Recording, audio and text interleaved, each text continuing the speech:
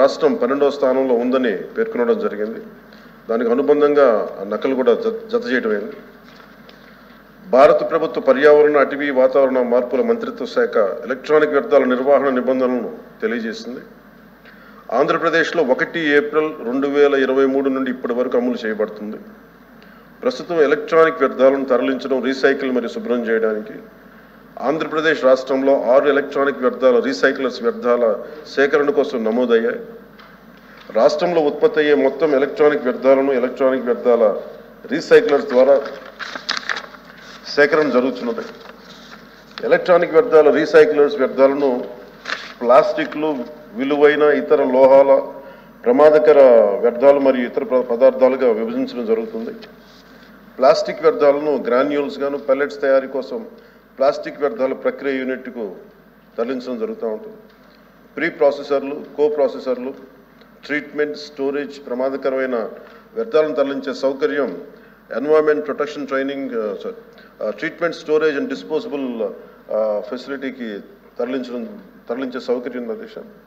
Electronic వ్యర్థాల recycling యూనిట్ల ద్వారా విలువైన ఇతర లోహాలు సంగ్రహించడం అవుతుంది. మరి ఇనర్ట్ మెటీరియల్ తరలించడానికి తదుపరి శాస్త్రీయ ట్రీట్మెంట్ కోసం టీఎస్డిఎఫ్కి అంటే ట్రీట్మెంట్, స్టోరేజ్, డిస్పోజల్ ఫెసిలిటీకి దీన్ని తరలించబడుతుంది.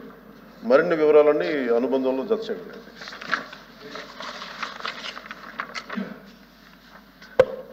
అధ్యక్ష, గౌరవ ఉప ముఖ్యమంత్రి గారు ఈ వేస్ట్కు సంబంధించి సమాధానం చాలా విస్తృతంగా ఇచ్చారు, బాగుంది.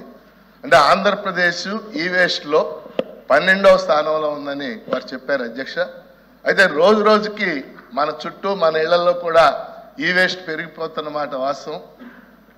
మీ ద్వారా గౌరవ ఉప ముఖ్యమంత్రి గారిని అడిగేది, ఈ వేస్ట్ సేకరణకి 6 సంస్థలను గుర్తించామని చెప్పారు. కానీ ఈ వేస్ట్ని రీసైక్లింగ్ చేయటానికి యూనిట్ ఏర్పాటు చేసే అవకాశం ఉందా? ఒకవేళ రాష్ట్రం మొత్తం కాకపోయినా రాష్ట్రంలో 1-2 ప్రాంతాలు, విశాఖపట్నం లేదా గుంటూరు, ఇలా 1-2 ప్రాంతాల్లో ఈ వేస్ట్ని రీసైక్లింగ్ చేసే యూనిట్స్ ప్రారంభించే ఆలోచన ఉందా అని మీ ద్వారా ఉప ముఖ్యమంత్రి గారిని అడుగుతారు. అధ్యక్ష, ఈ ప్రస్తుతానికి మనకు 6 ఉన్నాయి అధ్యక్ష. దాదాపు 4 రాయలసీమలను, 1 శ్రీకాకుళం, 1 విశాఖలో ఉన్నాయి, ఇంకొకటి తిరుపతి, అనంతపురంలో 2 ఉన్నాయి, కడపలో 1 ఉన్నాయి. ఇవి కాకుండా గౌరవ సభ్యులు అడిగినట్టుగా ఇది ప్రతి జిల్లాకు కూడా అవసరం ఉంది. భవిష్యత్తుకి మన పెరుగుతున్న ఈ వేస్ట్కి సంబంధించి ఖచ్చితంగా దీన్ని మరిన్ని యూనిట్లు వచ్చేలాగే చర్యలు తీసుకుంటాం. అలాగే ప్రైవేట్ పార్ట్నర్స్ తోటి private partners can establish units అధ్యక్ష. ప్రస్తుతానికి 6 మంది ఉన్నారు. ప్రైవేట్ పార్ట్నర్స్ తోటి మరి అన్ని జిల్లా కేంద్రాల్లో ఉండేలాగా దీన్ని ముందుకు తీసుకెళ్తాం. మెయిన్ టౌన్స్ అండి, మెయిన్ టౌన్స్లో బాగా పెరిగిపోతుంది. ప్రతి టౌన్స్లో అవును, urban area. Question number 13423 minister